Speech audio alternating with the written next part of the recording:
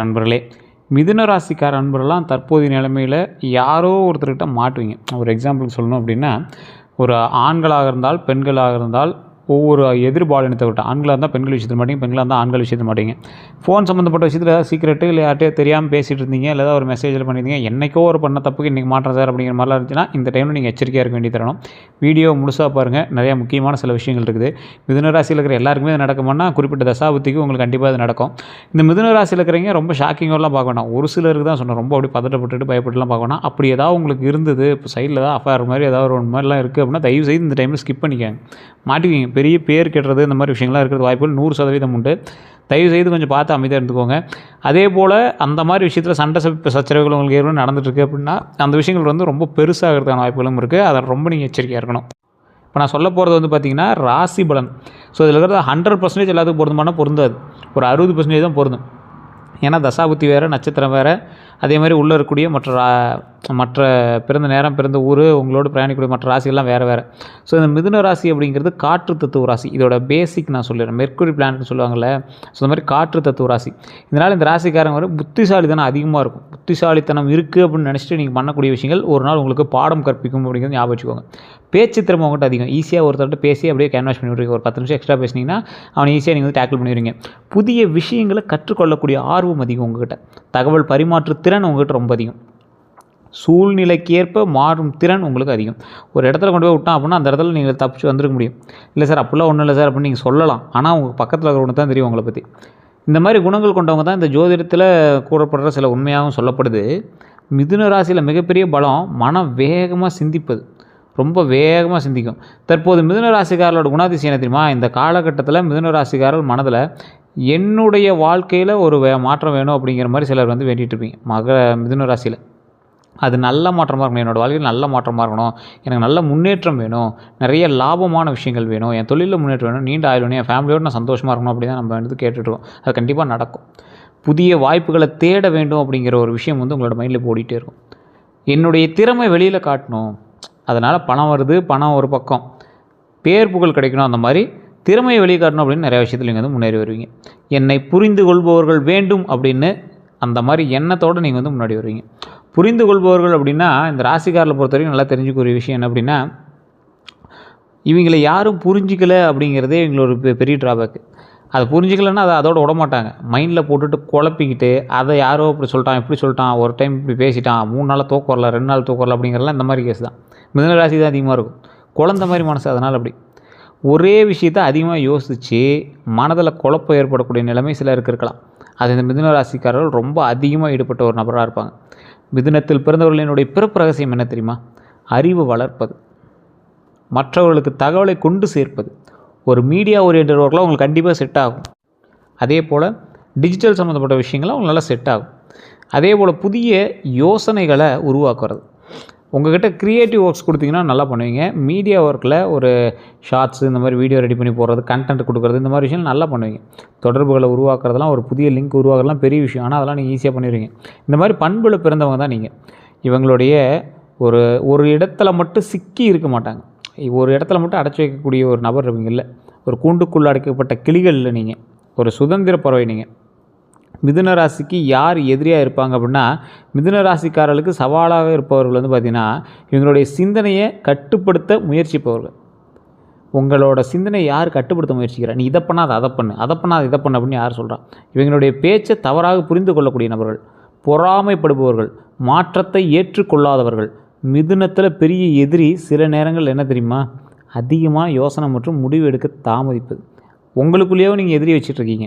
உங்களை பற்றி பொறாமப்படுறோம் வெளியே இருக்கலாம், ஆனால் யோசித்து முடிவு எடுக்கிறது மறந்து போயிடுறீங்க. ஒரு எக்ஸாம்பிள் சொல்லணும் அப்படின்னா, ட்ரெயின் போயிட்டு இருக்குது, அந்த ட்ரெயினில் போகலாமா இல்லை வேறு ஊருக்கு போகலாமான்னு யோசிச்சுட்டு நின்றுட்டுருக்கீங்கன்னு வச்சுக்கோங்க. ஒரு ட்ரிப்புக்கு போகிறதுக்கு போயிட்டுருக்குன்னு வச்சுக்கோங்க. ட்ரெயின் போகிற வரைக்கும் வெயிட் பண்ணிட்டு இருக்கக்கூடாதுங்க.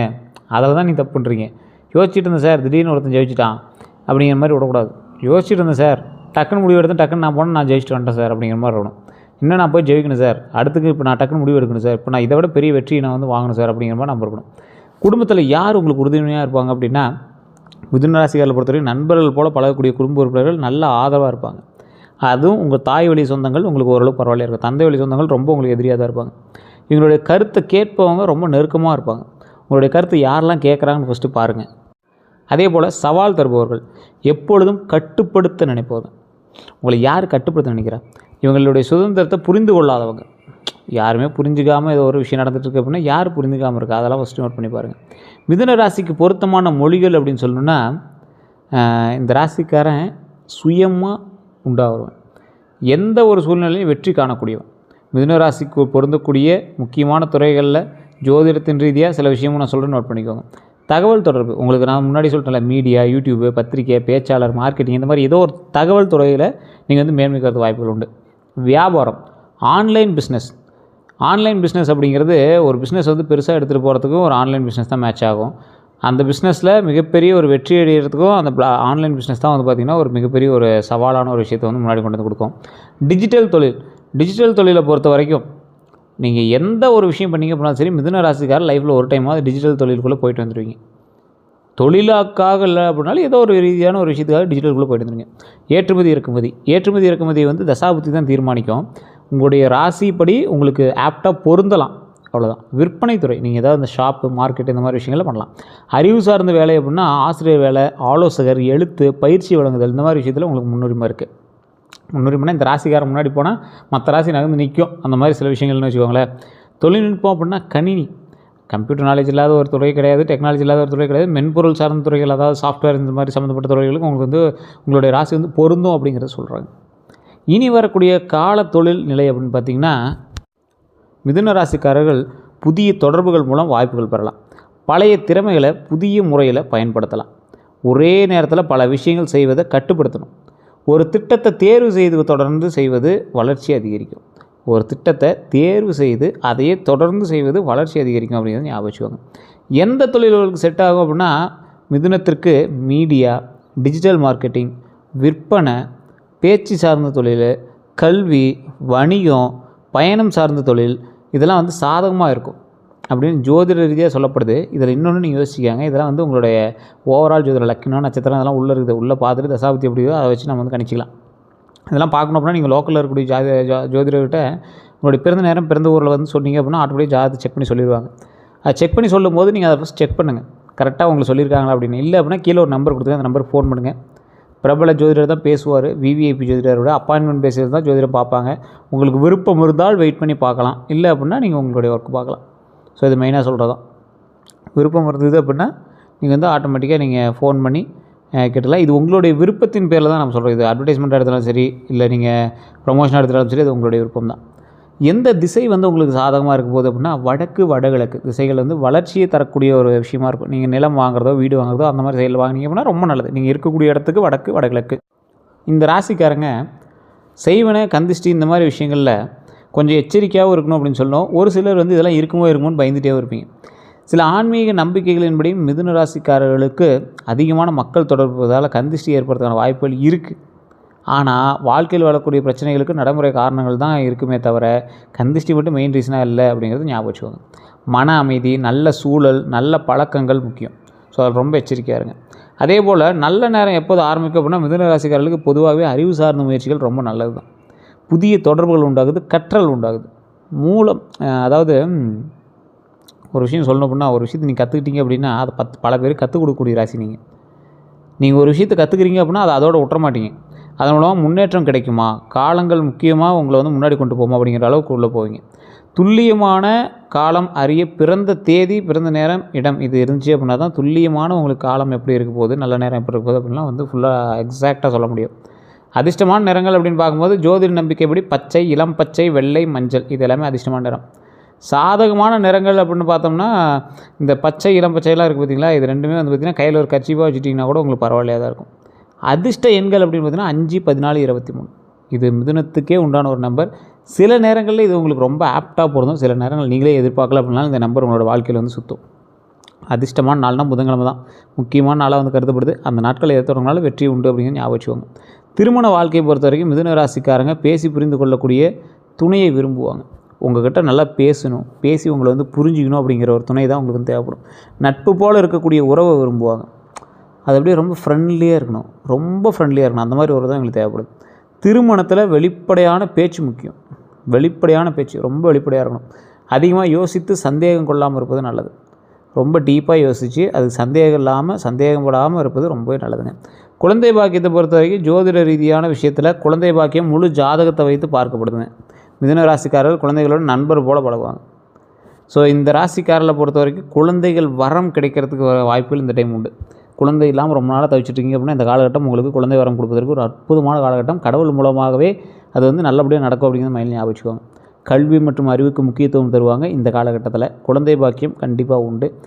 அதே போல் அன்றைக்கே சொன்னது தான், திருவண்ணாமலை கோயிலுக்கு போயிட்டு பக்கத்தில் இருக்கக்கூடிய மேல்மலையனூர் கோயிலுக்கு போயிட்டு பழனியில் கீழே திரு ஆவினங்குடி அப்படிங்கிற ஆலயத்தை தரிசிச்சுட்டு மேலே கூடிய பழனியில் வழிபட்டு வந்தால் அப்படின்னா ரொம்ப நல்லதுங்க. அதே போல் இந்த ராசிக்காரர்களுக்கு திருமண ரீதியான சிக்கல்கள் இருந்துச்சு அப்படின்னா திருச்செங்கோடு அர்த்தநாதீஸ்வரர் கோயிலுக்கு போயிட்டு வாங்க. அது ரொம்ப ரொம்ப நல்லது. அதே போல் இந்த ராசிக்காரங்க தொழில் வண்டி வாகன யோகம்லாம் எப்படி இருக்க போகுது அப்படின்னு நம்ம பார்த்துக்கலாம். மிதுன ராசிக்காரர்களுக்கு ஒரு முக்கியமான ஒரு விஷயம், பயணம், தொடர்பு, வணிகம் இந்த மூலமாக முன்னேற்ற வாய்ப்புகள் கிடைக்கும் அப்படின்னு ஜாதக ரீதியாக சொல்லப்படுது. வாகன வாங்க யோகம் தனிப்படையான ஜாதகத்தை பொறுத்து நம்ம அதுக்கு தகுந்த மாதிரி செக் பண்ணி சொல்லிக்கலாம். இந்த பயணம், தொடர்பு, வணிகம் இது மூலமாக லாபமும் நீங்கள் எடுக்க முடியும். அதுக்கு சார்ந்து தொழில்கள் பண்ணிங்க அப்படின்னாலும் உங்களுக்கு பரவாயில்லையாக இருக்கும். அதை ஃபஸ்ட் ஞாபகம் வச்சுக்கோங்க.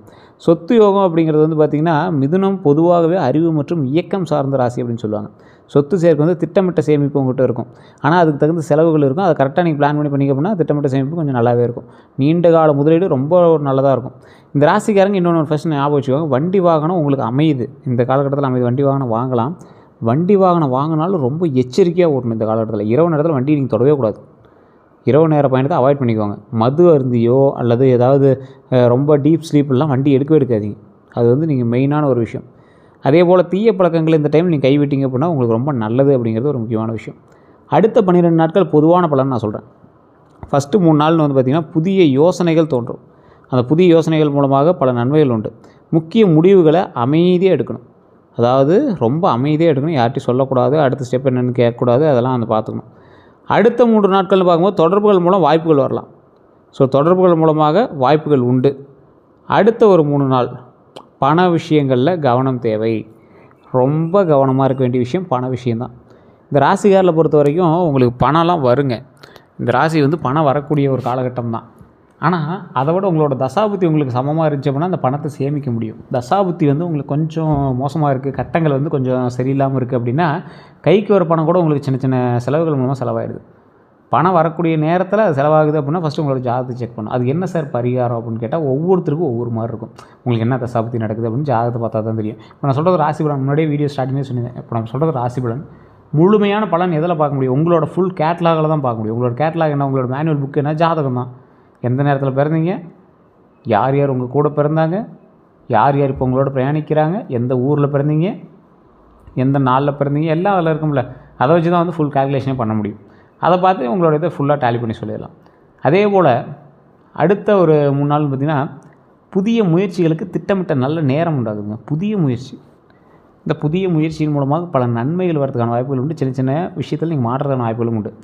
ஒன்று தெளிவாக தெரிஞ்சுவாங்க, மிதுன ராசி நல்ல காலம் பிறந்துருச்சு, அது உங்களுக்கு இன்னும் கையில் கிடைக்கல அப்படிங்கிறது ஞாபகம் வச்சுக்கோங்க. கையில் கிடைக்கல அப்படின்னா என்ன சார் அப்படின்னா உங்களுக்கு அந்த அளவுக்கு இன்னும் டைம் ஃபுல்லாக ஃபுல்ஃபில் ஆகலை. உங்களோட தசாபுத்தி என்ன, நல்ல நேரம் பிறந்துச்சு மிதுன ராசிக்கு, ஆனால் என்ன அப்படி ஒன்றும் தெரியலையே சார் அப்படிங்கிறவங்க ஜாதகத்தை தான் செக் பண்ணும். ராசிக்கு நல்ல நேரம் பிறந்துச்சு, உங்களோட லக்கின்னு அதுக்கு ஆப்டாக பொருந்துதா, அதுக்கு தகுந்த மாதிரி செயல்படுதா, அதுக்கப்புறம் இந்த தசாபுத்தி செயல்படுதா, நட்சத்திரம் செயல்படுதா, இது எல்லாமே நீங்கள் தெரிஞ்சுக்கிட்டு தான் உங்களுடைய முயற்சியை நீங்கள் அடுத்த ஸ்டெப்புக்கே போடணும்.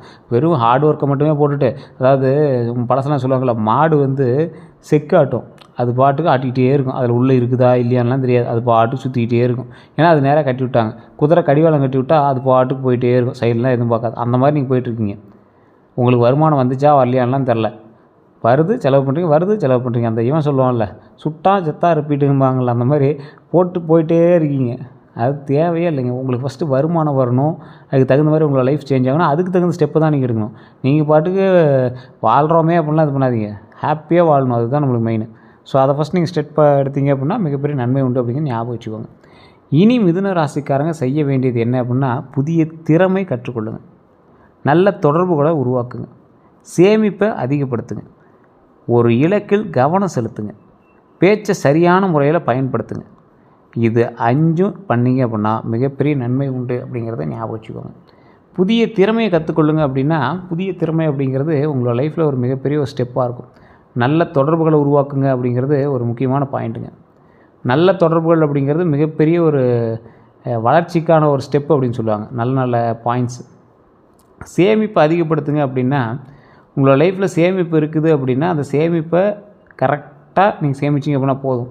ஒரு விஷயத்தை பார்த்தோன்னே டக்குன்னு ஒரு லக்ஸுரியான பொருள் வாங்கலாம், லக்ஸுரியான கார் வாங்கலாம். கார் வாங்கலாங்கிறது அடிப்படை. லக்ஸுரியான கார் வாங்கலாங்கிறது அது உங்களுடைய இது தானே. ஸோ அதெல்லாம் யோசித்து நம்ம செயல்பட்டோம் அப்படின்னா நன்மை உண்டு. ஒரு இலக்கில் நீங்கள் கவனம் செலுத்துனீங்க அப்படின்னா அதை நோக்கி பிரயாணம் பண்ணிங்க அப்படின்னா வெற்றி உண்டு. கொஞ்சம் பொறுமையாக நிதானமாக பண்ணுங்கள், கண்டிப்பாக வெற்றி உண்டு. பேச்சை சரியான முறையில் பயன்படுத்துங்க. தேவையில்லாத இடத்துல கோவப்படாதீங்க, சரியான இடத்துல சரியாக பேசுங்க. செய்யக்கூடாது என்ன தெரியுமா, ஒரே நேரத்தில் அதிக வேலை தொடங்குறது. அவசர முடிவுகள் எடுக்காதீங்க. தேவையில்லாத வாக்குவாதம் வேண்டவே வேண்டாம். எல்லாரிடமும் தனிப்பட்ட விஷயங்களை பகிர்வது ரொம்ப தப்பு. பரிகாரங்கள் அப்படின்னா நம்பிக்கை அடிப்படையில் புதன்கிழமை வழிபாடு, பச்சை நிறம் பயன்படுத்துதல் ரொம்ப தவறு. அதே போல்